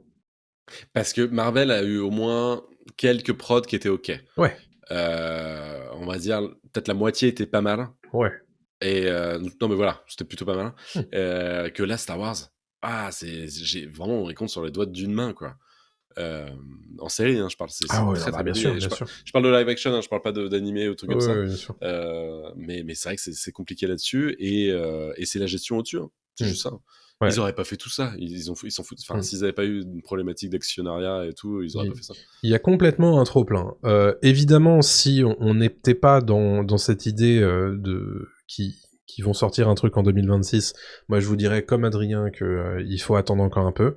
Enfin, rappelez-vous quand même que entre l'épisode 6 et l'épisode 1, on passe de 83 à 99. Et oui, voilà. Donc bon, forcément, ça laisse le temps d'avoir un peu envie de revoir du Star Wars. Ça veut pas dire qu'il s'est rien passé hein, en production Star Wars, en quoi que ce soit. Mais que, entre-temps, au cinéma, il n'y a pas eu de Star Wars. Et Non, donc, bah, déjà, tu laisses l'opportunité à une nouvelle génération d'apparaître, et donc, tu t'adresses à cette nouvelle génération-là, mine de rien, bien sûr. ça aide. Entre l'épisode 3 et l'épisode 7, il s'est passé de 2005 à 2015, 11 ans. Donc forcément, pareil, là voilà, ce serait une erreur de penser que Star Wars 7 ne s'adresse exclusivement qu'aux fans de Star Wars. C'est faux. Ah, c'est complètement faux. C'est une nouvelle génération, comme ça a toujours été pour les nouveaux Star Wars, les débuts. Donc là, en l'occurrence, en 2026, ce sera pas le cas, puisque il se sera passé que 7 ans entre 2019 et 2026. En revanche, moi, ce que je préconiserais si j'étais à leur place, c'est de s'affranchir de cette période classique de Star Wars, d'arrêter avec la fameuse guerre civile intergalactique qui est en fait la période des Stormtroopers avec l'Empire contre l'Alliance rebelle, etc. Arrêter avec la période mandaloriane, c'est bon, on en a un peu trop vu là. Allez-y, faites avant ou faites longtemps après. Ouais. Ce qui Ou permet d'avoir très longtemps avant. voilà, ou très longtemps avant. Je pense que c'est une très bonne idée, cette histoire de l'aube des Jedi par James Mangold, Ah, moi j'adore. parce que ça te permet de t'affranchir de tous les codes, d'arrêter avec le fanservice, en veux-tu, en voilà, en mode, bah non, crée quelque chose, je t'en prie, tu vois. Mhm. Et ça, c'est quelque chose que j'attends de ce projet-là. Alors, je peux me tromper, si ça se trouve, ça va être nul, mais j'ai besoin d'y croire, tu vois. Ah, Euh, pareil. voilà, moi je pense que il faut se permettre, quitte à revenir plus tard dans cette période-là, on s'en fout, mais juste permettez-nous déjà d'avoir un sentiment de manque par rapport à la saga Star Wars. Ensuite, permettez-vous de rêver et de créer des choses dans cet univers qui a tellement de choses à offrir, mais que vous avez tellement restreint à une petite période qu'on a l'impression d'avoir tout vu. Ouais. Et ça, je pense que à mon avis, c'est la clé. Je pense que ce Star Wars-là doit mourir peut-être de façon temporaire, et quitte à être ressuscité sous une autre forme. Mhm. Mais permettez-nous de voir autre chose, en fait, de cette saga. Je suis entièrement d'accord. C'est toi, je vais te laisser le mot de la fin, hein. Clairement, t'as tout dit. À partir du moment où, de toute façon, il y a un trop-plein, c'est ce qui a été dit dans le Ah ouais, chat aussi. Bah voilà, faites-nous respirer, quoi. Juste, on veut un tout petit peu c'est ça. respirer et découvrir d'autres univers. Et c'est pas comme si Star Wars pouvait pas se permettre de faire ça, Mais quoi. tu vois, tu me dis que en 2026, le Mandalorian et Grogu, c'est le meilleur film Star Wars qu'on ait vu depuis l'ère Disney. Je prends, tu vois. Hmm. Mais le fait est que j'y crois pas, Non, tu vois. non, j'y Donc crois pas. moi, je pense que pour revigorer un petit peu tout ça, il faut peut-être aller sur quelque chose de nouveau, quelque chose de très différent, quelque chose qu'on n'attend pas. Ouais. Et quitte à ce que ça soit pas forcément un projet qui coûte 300 millions de dollars, tu vois. Et non, non, ils peuvent faire des trucs très réduits, quoi. Ce qui se fait un peu en jeu vidéo aussi, quoi. Ouais. Jedi Fallen Order et Jedi Survivor, c'est Mm. vachement bien, hein. Ça raconte des trucs sur Grave. un Jedi renégat plus ou moins, Mm. enfin qui s'échappe et qui a besoin de retrouver un ordre Jedi qui n'existe plus. Et je trouve ça cool. Juste Mm. ça, c'est cool, tu vois. Et on parle pas de Skywalker, ça parle pas de Luke, ça parle pas de Vador, ça parle pas de tout ça. Mm. Et bah, il affronte des Stormtroopers évidemment, quoi, de temps en temps. Mais il affronte pas que ça, loin de là. Ouais. Hein. Il affronte vraiment des monstres et des trucs qu'on n'a pas vus avant. Voilà, ça c'est bien, ça c'est des trucs qui sont intéressants et ça n'empêche pas d'avoir un discours sur, encore une fois, universel, sur le bien, le mal, Exactement. sur qui on est vraiment, pourquoi tomber du mauvais Mm. côté, parfois c'est facile, etc. Quoi. Bien sûr. Et ouais. Qu'en pensez-vous, chers auditeurs et chers visionneurs, spectateurs sur YouTube? Dites-nous ça évidemment dans les commentaires. Est-ce que vous pensez que Star Wars est dans une impasse et doit se réinventer? Si oui, comment? On attend évidemment vos solutions dans les commentaires, on les lira toutes, ça nous intéresse évidemment beaucoup. Mm. C'est parti pour le radar des sorties que je vais vous faire vite fait, bien Let's go. fait. Vous avez 3 sorties salles qui vous attendent sur cette fin novembre, début décembre. Je commence avec Heretic, qui est un film d'horreur avec Hugh Grant. Et oui, 2 jeunes missionnaires de l'église mormone d'une petite ville du Colorado font du porte-à-porte dans l'espoir de convertir les habitants. Le soir venu, elles frappent à la porte d'une maison isolée. C'est le charmant Monsieur Reed, joué par Hugh Grant, qui les accueille, mais très vite, les 2 jeunes femmes réalisent qu'elles sont tombées dans un piège. Oh, Ça a l'air très bien. ça a l'air très Euh, cool. et il y a il y a une des meufs de la série. Là, faut que j'arrête de perdre les noms comme ça. Qui se passe dans la neige où il y a un crash avec des gamines, tu sais.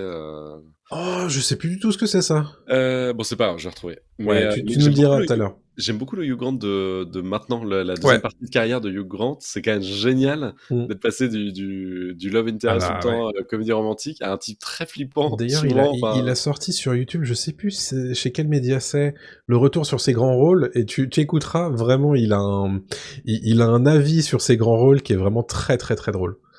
Ok, ça marche. Donc voilà, je vous Et sortirai c'est ça sur le Discord. Yellow Jackets, la série. Oui, très bien. Voilà. Donc ça c'est Heretic et ça sort le 27 novembre dans les salles françaises. Également le 27 novembre, Vaiana 2, le Disney de fin d'année, qui sort le 27 novembre. Après avoir reçu une invitation inattendue de ses ancêtres, Vaiana entreprend un périple qui la conduira jusqu'aux eaux dangereuses situées aux confins des mers des îles du Pacifique. Elle y vivra des péripéties comme jamais vécues auparavant. Voilà pour Vaiana 2 qui devrait cartonner bien entendu. Oui, ça va être un énorme succès encore ça. Et Wicked qui sort le 4 décembre, c'est un film de John M. Chu avec Ariana Grande et Cynthia Erivo. Wicked, ça suit le parcours des sorcières légendaires du monde d'Oz et c'est complètement une comédie musicale, hein, donc pareil. Ça devrait... En tout cas, ça va cartonner aux États-Unis, ça c'est sûr. En France, je suis un peu plus sceptique pour le On la coup. connaît pas trop, hein, la comédie Ouais, musicale, et puis même si c'est Wicked, c'est quoi? C'est le préquel du Magicien d'Oz, c'est ouais, ça, c'est ouais? ça. Ok, ouais, on avait eu Magicien d'Oz aussi par Sam Raimi à une Hmm, époque, mais ouais, je à sais pas, voir. à voir. À voir. 2 séries à vous signaler également. Silo, la saison 2 a commencé la semaine dernière, le 15 novembre. L'épisode 1 est d'ores et déjà disponible sur Apple TV+, en France et sur Canal+, également. En France, je vous fais pas le pitch puisque j'ai pas vu toute la saison 1, mais l'idée c'est que l'humanité s'est retranchée dans un silo, il ne faut absolument pas en sortir.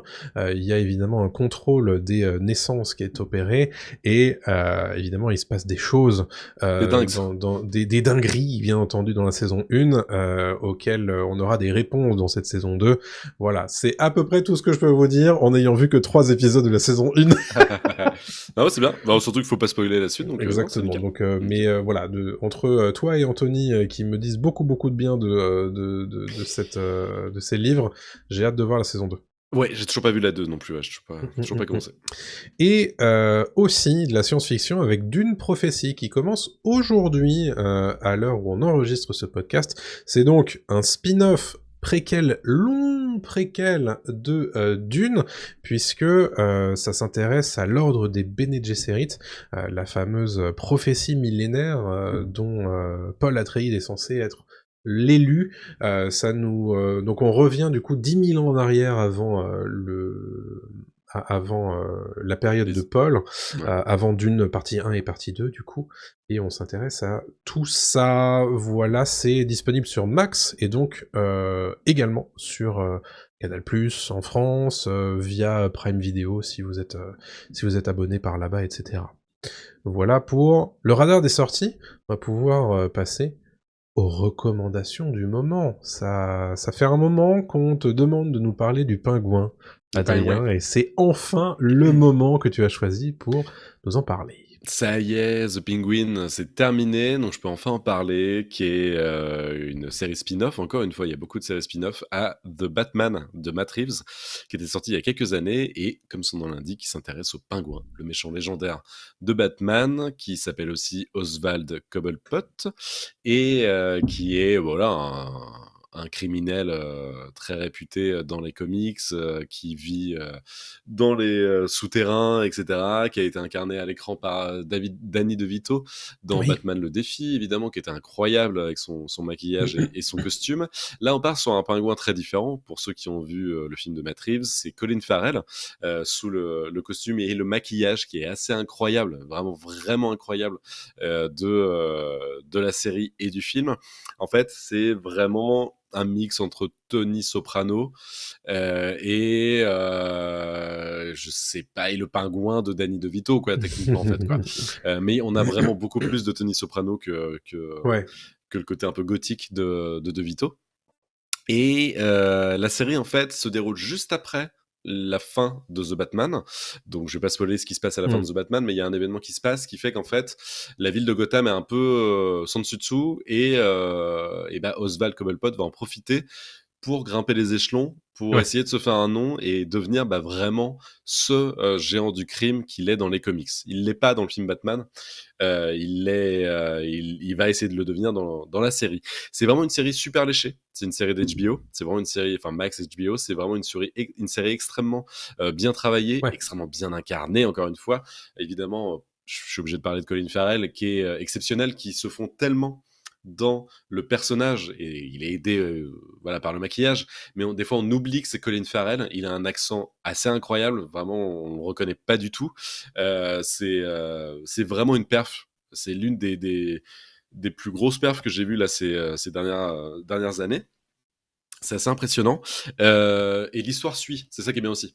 C'est-à-dire qu'en fait, ça aurait pu être juste un truc de poseur en mode, bon, on Oui. a fait une série un peu cool, un peu léchée, mais en fait, c'est vraiment une série qui a des choses à raconter, qui les raconte aussi très très bien. Super réel, super montage. Il y a des épisodes excellents, et il y a aussi, évidemment, Christine Milioti, qui est Sophia Falcon dans cette série. Christine Milioti qui jouait dans How I Met Your Mother, qui faisait la mère. Désolé pour le spoil, ça fait 10 ans que la série est terminée. Qui est vraiment une excellente actrice, qui est toujours un peu second rôle, Ouais. Christine Milioti, qui était dans Black Mirror aussi, et qui reviendra d'ailleurs. Mais qui là joue donc la criminelle Sophia Falcon, qui est vraiment l'antagoniste en fait de cette série The Penguin. Et les deux, ça fonctionne très très bien. Colin Farrell et elle, ça fonctionne du feu de Dieu. C'est très fort. Et il y a le reste du casting au diapason aussi. Ça monte en puissance de plus en plus. Et je sais pas que dire, que la fin, en fait, pareil, donne encore plus envie de voir la suite avec The Batman 2, qui arrivera prochainement par Matt Reeves. Et voilà. Donc foncez. The Penguin, ça marche même si vous aimez pas spécialement l'univers de Batman, Ok. mais c'est vraiment plus un film de ville, quoi. C'est vraiment c'est pas du tout un film de super héros, quoi. C'est pas une série de super héros, quoi. Oui, bien sûr. C'est vraiment une série de gangsters. C'est une série sur le pouvoir, sur comment on récupère le pouvoir, sur des trafiquants d'armes, sur des trucs comme ça, quoi. Et Ok. donc ça marche très très bien, quoi. C'est le Gotham dégueulasse qu'on aime voir dans les comics Batman, Ouais. et que je trouve que les films Batman ne nous montrent pas trop. Ouais, Malheureusement. c'est vrai. Et à part Matt Reeves, un petit peu le fait, je trouve, dans son Batman. Mais sinon, voilà, c'est vraiment une série autour de Gotham aussi, quoi. Ok, bah très cool. Ouais, Très très bien. cool. The Penguin, c'est disponible sur Max en France. Ouais, Donc comme je vous le disais, Canal+, Amazon Prime, etc. Tout ça, c'est disponible là-bas ou directement via Max en abonnement singulier. exactement. Moi, je vais vous parler d'un jeu de société. Et Vas-y. oui, une fois n'est pas coutume, puisqu'on m'en a offert un très gentiment Qui donc? la semaine dernière. Oh, des amis auxquels je tiens énormément. Ah. Redac Chef, c'est un jeu de société qui vous propose de devenir le rédacteur en chef de votre propre journal. L'objectif pour vous, ça va être de mettre en scène votre propre la une de votre propre journal, pour faire en sorte que votre journal soit le plus sympathique à lire, mais aussi qu'il rentre dans ses frais, puisque il y a l'aspect faire en sorte d'avoir des articles et des photos qui se complimentent bien, mais aussi des publicités, puisque à la fin de la partie, on va jouer sur 3 rounds. À la fin de la partie, si votre journal est celui qui a fait le moins d'argent via les pubs, c'est celui qui met la clé sous la porte. Donc on peut perdre dans un rédac chef. Celui évidemment qui fait le plus de points est celui qui a gagné à la fin de la partie. Je vous ai parlé de 3 rounds. Les 3 rounds, c'est l'édition du vendredi, celle du samedi et celle du dimanche. Et en fait, à chaque fois, on a une espèce de petite grille qui augmente en fonction, enfin dont la taille augmente en fonction du jour concerné. Donc, ce qui va vous permettre de faire plus de combos, faire plus de possibilités évidemment. Donc, comment ça fonctionne? En fait, vous avez un total de 4 minutes pour aller chercher des petites tuiles en fait qui sont au milieu de la table, et de les sélectionner pour faire en sorte que votre une soit parfaite. Et évidemment, 4 minutes, c'est très court. Oh oui, je confirme. Donc du coup, il faut faire un petit peu attention, et évidemment, plus vous avez de tuiles qui restent et qui sont pas dans votre une, plus vous allez avoir un malus à la fin de votre round. Donc il faut faire attention à bien sélectionner le bon nombre, mais aussi à faire en sorte que chaque tuile soit bien placée. Donc vous avez des impossibilités de placement, notamment c'est pas possible d'avoir 2 photos l'une à côté de l'autre, il faut que vous ayez une photo et un article, une photo et une pub, etc., etc. Donc c'est très malin. C'est très bien conçu. Ça se comprend très très vite. Thématiquement, c'est parfait parce que en fait, tu comprends très vite ce que tu dois faire. Et c'est vraiment malin. C'est la partie où la manche qui dure 4 minutes. C'est la manche qui dure 4 minutes. Dans cette manche de 4 minutes, vous allez devoir à la fois sélectionner vos tuiles et les placer dans votre une. Donc c'est assez court, mine de rien. Alors c'est évidemment possible d'avoir un temps plus long, mais moi je vous conseille de faire entre 4 et 5 minutes, comme ça vous avez le côté un peu rush de l'édition qui marche bien, je trouve. Et il faut crier maquette. Maquette, effectivement.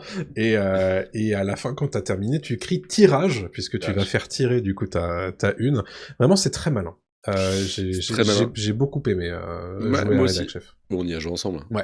Moi aussi, j'ai beaucoup aimé, et c'est vrai que tu comprends très très vite les règles, et moi j'ai tendance à être un peu endormi quand on m'explique des règles. Je déteste en fait écouter des gens qui m'expliquent des règles. Tu fais ton premier tour et t'as compris ce qu'il fallait faire. Voilà, c'est ça. Et je trouve que le jeu est bon là-dessus parce qu'il arrive tout de suite à te mettre dedans.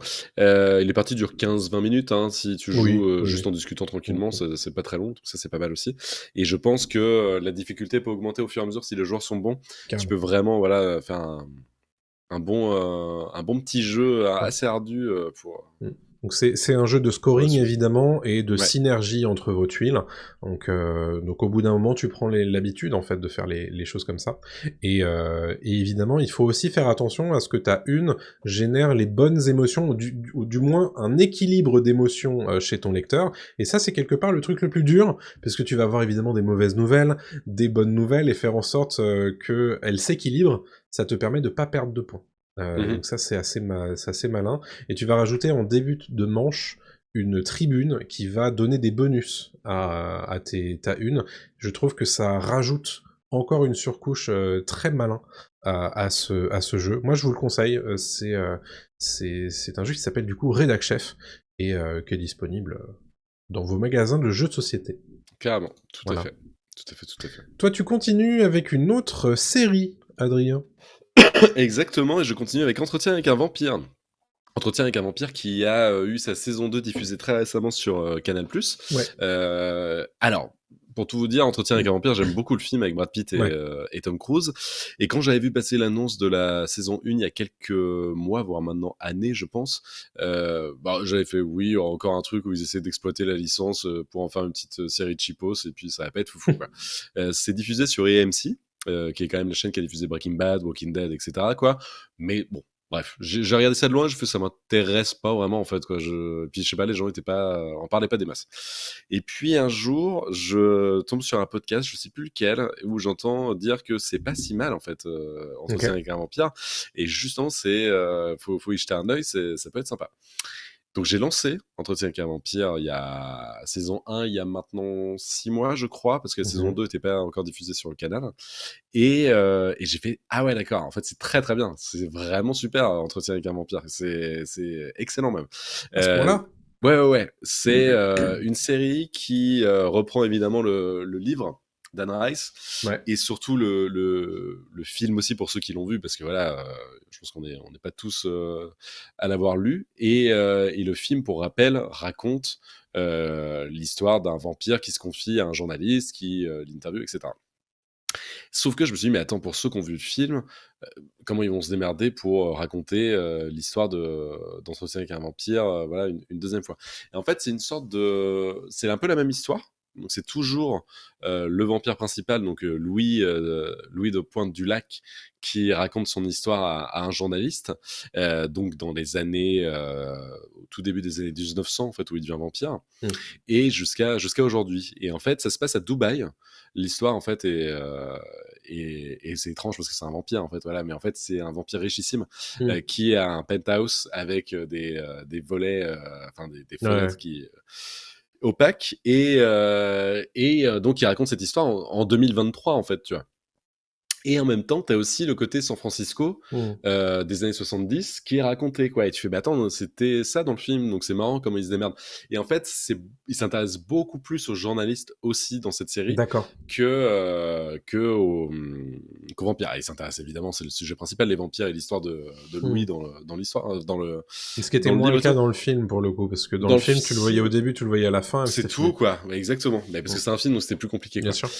Et l'histoire donc d'Entretien avec un vampire, pour ceux qui ne savent pas, donc c'est Louis de Pointe-du-Lac qui se fait vampiriser par Lestat, l'incroyable Lestat, qui était joué par Tom Cruise à l'époque. Et là, on a vraiment la série n'hésite pas du tout à aller dans le discours homosexuel, clairement, qui était sous-entendu dans le film. Oui. Là, on y va à fond, c'est-à-dire qu'en fait, Lestat et Louis sont homosexuels, clairement. Il y a des scènes, des séquences où ce sont deux hommes qui vivent ensemble dans une même maison, et ça fait jaser autour d'eux, etc. Ouais. Voilà. Il y a aussi le fait que Louis est incarné par un acteur noir. Donc en fait, il y a ce truc où ils vivent à la Nouvelle-Orléans, et évidemment, il y a un peu de racisme ambiant, il y a des choses comme ça. Donc ça, c'est super intéressant aussi. Et l'interprétation des deux acteurs principaux est vraiment excellente. On a en fait en acteur principal pour Louis, celui qui jouait Vergris dans Game of Thrones. C'est Jacobson, je sais plus. Jacob Peterson, non? Jacob Peterson, un truc comme ça, ouais. Et tu te dis, ils l'ont rendu muet dans Game of Thrones, c'est le rôle qui veut ça, bien entendu, quoi. Ils l'ont rendu muet pendant des années, et donc on est passé à côté de ce type-là pendant des années. On l'a juste vu à côté de Daenerys, et il parlait pas. Et là, le mec, en fait, joue extrêmement bien, ce type-là, quoi. C'est-à-dire qu'on fait, ah oui, d'accord, le mec est vraiment bon acteur, quoi. Ça fait chier d'être passé à côté de ce type-là dans Game of Thrones, alors qu'il est vraiment excellent, quoi.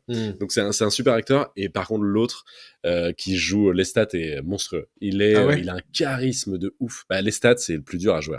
Oui, Lestat, faut être vraiment, faut se lever tôt pour jouer Lestat. Parce que Louis, c'est vraiment l'ingénu, en fait. Voilà. Donc, Louis, Lestat, c'est vraiment genre bon. Il a un truc de charisme, un truc de Eh bien, un truc de justement magnétisme, quoi. de magnétisme tout Hmm. de suite. En fait, il le bouffe, quoi, il le retourne Hmm. et ça devient sa chose, quoi. Tu sais, en anglais, ils ont ce mot-là de grooming, tu Oui, vois. c'est tout à Et fait je ça. sais pas comment on le dit en français, tu vois, mais il le dresse pas, tu vois, mais Oui, oui, il en fait sa chose, quoi, clairement, oui, c'est ça. Ouais. tu vois. Et il le fait ultra bien. Il le Hmm. joue ultra bien. En plus, il y a beaucoup de français, de Ah bah langage oui, français Nouvelle-Orléans, ouais. parlé. Ouais, mais pas que, parce qu'après, ils vont à Paris Ok. dans Entretien avec un vampire. Sans spoiler, toute la saison 2 se déroule à Paris, mais dans le film, tu le sais aussi, quoi. Ouais. Et c'est vachement bien. Toute la saison 2, en fait, est Stylé. vraiment excellente. Et donc voilà, il y a de la violence, c'est très gore. Mhm. Il y a beaucoup de cul. Mais c'est bien parce qu'en fait, c'est ça aussi, c'est le monde des vampires, quoi. Enfin, Bien sûr, ouais. c'est ce qu'on veut, quoi. Et il y a un super acting et beaucoup d'émotions, quoi. Vraiment, à la fin de la saison 2, Stylé. j'étais en mode, je connais l'histoire pourtant, quoi. Et là, j'ai fait, oh là là, putain, je m'y attendais pas, quand même. C'est bien foutu, quoi. Et donc voilà. Et foncez sur Entretien avec un vampire, c'est très très cool. Il y a la 3 qui devrait pas tarder, qui s'intitule Le vampire Lestat, je Hmm. crois, et qui est tiré du bouquin du même nom et qui s'intéresse à Lestat après, quoi. Donc, Ok, donc en fait, si je comprends bien, les saisons 1 et 2 adaptent le premier bouquin, c'est ça? ouais, c'est ça, le bouquin Ok, principal, quoi. ok, ça Ouais, marche. ouais. Donc en fait, je pense que ça sera moins bien après. Hmm. Malheureusement, j'ai vu une sorte de teaser. C'est impossible. J'ai un peu peur en fait que ce soit un peu Ouais. moins bien parce que c'est vrai que la 2 conclut le truc, quoi. Ok. Donc, Alors, pour information, hein, où est-ce que c'est disponible en France? C'est sur sur Canal Canal Paramount, et sur ouais, Paramount Plus pour les mm, 2 saisons, hein. exactement. Ok, bah super, entretien Mais avec un foncez. vampire. Et la BO est vraiment très très bonne aussi. J'étais surpris, ouais. Mais tout est surprenant, c'était pas du tout sur ma liste, quoi. Et je Ça les donne ai envie parce dévorés, que quoi. moi j'aime bien le film. J'ai dû lire le bouquin, mais dans des temps reculés. Et ça donne envie, quoi. Mais tu vas adorer. Ouais, Tu vas voir, c'est super. trop Il y a cool. une ambiance vraiment, tu sais, un peu gothique. Ouais. Tout. J'aime bien, c'est J'aime cool. bien les vraies histoires de vampires, tu Et, vois. et en fait, à la fin du truc, tu dis, c'est pas une histoire d'un vampire, ce que j'ai vu, c'est une histoire d'amour absolue, en fait. Ouais, ouais, Genre, j'ai vu 2 saisons d'une histoire d'amour, quoi. c'est cool ça. Et je trouve ça trop bien. Trop, trop bien. Trop bien. Ouais. Vas-y, bah on parlait Star Wars tout à l'heure dans notre gros sujet. Je vous propose de parler Star Wars aussi dans mes recommandations. J'ai testé ce week-end pour la première fois le jeu de cartes à collectionner Star Wars qui s'appelle Star Wars Unlimited. Alors c'est vraiment, je suis désolé, c'est de la nerderie absolue, mais je voulais vous parler, je voulais vous faire une reco. C'est la version Star Wars de Magic en fait, pour faire court. Et moi, ce que j'ai bien aimé, j'ai vraiment testé juste les decks de démarrage. Ce que j'ai beaucoup aimé, c'est le côté thématique de comment tu joues à ça. En fait, si tu veux, t'as ton paquet de cartes et tu les organises. D'un côté, t'as les unités spatiales et de l'autre côté, t'as les unités terrestres. Et ton objectif, c'est de détruire la base de son adversaire. Ok. Et donc, du coup, tu peux tirer dessus soit avec tes unités spatiales, soit avec tes unités terrestres, soit les deux. Et évidemment, bah, il y a un côté un petit peu aller-retour dans tout ça qui marche plutôt bien puisque les activations sont alternées. C'est-à-dire que moi, je vais utiliser une de mes unités, je vais en poser une, et ensuite c'est à toi de jouer. Tu vas poser une unité, ou alors tu vas attaquer avec une autre unité, et ensuite c'est à moi de jouer. Et c'est uniquement quand les deux quand les deux joueurs passent, qu'on passe à un autre round et qu'on repioche des cartes. D'accord. Donc c'est assez bien vu. Moi, ce que j'ai beaucoup aimé, c'est à quel point les styles de jeu peuvent être différents en fonction des généraux que tu vas jouer. Donc moi, ma première partie, j'ai joué avec Luke, et lui, il a un côté très protection. Il a un côté très Jedi. Il va mettre des boucliers sur les autres unités, et donc les protéger un petit peu comme avec son sabre laser, tu vois. Hmm. Et ensuite, j'ai joué avec le général Grievous, et lui, ça n'a rien à voir. Lui, son objectif, c'est de mettre le plus de droïdes sur le champ de bataille possible, et ensuite de défoncer ton adversaire. Donc vraiment, rien à voir. Ah. Et j'ai trouvé ça assez stylé. Mon adversaire a joué avec un deck mandalorien, et lui, son objectif, c'est vraiment de se mettre des améliorations dessus. Donc, je sais pas, prendre un nouveau fusil, etc., etc. Et t'as beaucoup de synergie en fait avec les différentes cartes. Et j'ai trouvé que c'était super malin Ok. et ça se joue très bien juste avec les decks de démarrage. Moi, je pense que je vais pas aller beaucoup plus loin parce que c'est quand même très très cher d'investir dans un jeu de cartes à collectionner. C'est combien deck Alors les decks sont vendus par deux, donc ce qui est bien, c'est que t'achètes juste la boîte et en fait je crois que c'est entre 25 et 30 €, un truc comme ça. Donc t'as 2 decks et tu peux jouer tout de suite à 2. Les règles sont plutôt bien expliquées. Et après, bon, si tu veux acheter des boosters, etc., faire la collection, ça devient beaucoup trop cher. Donc voilà. Il faut vraiment être à fond là-dedans. Et puis voilà. Donc moi, je vais pas le faire parce que bon, c'est trop d'argent. Mais une petite partie de temps en temps, ça fait plaisir. Ça fait plaisir. Voilà. Ça fait plaisir. Le jeu s'appelle Star Wars Unlimited. Il y a déjà 3 versions qui sont sorties. La première, c'est Étincelle de Rébellion, donc t'as Luke contre Vador. Il y en a un autre, c'est le Moff Gideon contre Mandalorian. Et le troisième qui vient tout juste de sortir, c'est Ahsoka contre le Général Grievous. Donc plutôt cool. Et puis après, évidemment, tu peux...